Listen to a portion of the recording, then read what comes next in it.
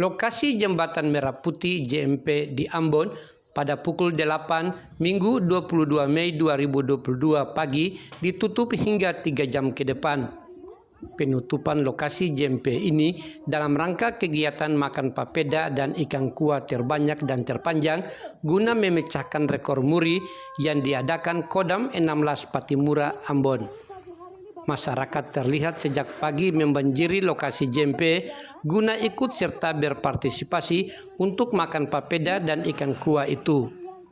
Di lokasi JMP ini, aparat TNI terlihat sibuk untuk mengatur suasana jalannya makan papeda dan ikan kuah guna memecahkan rekor muri itu.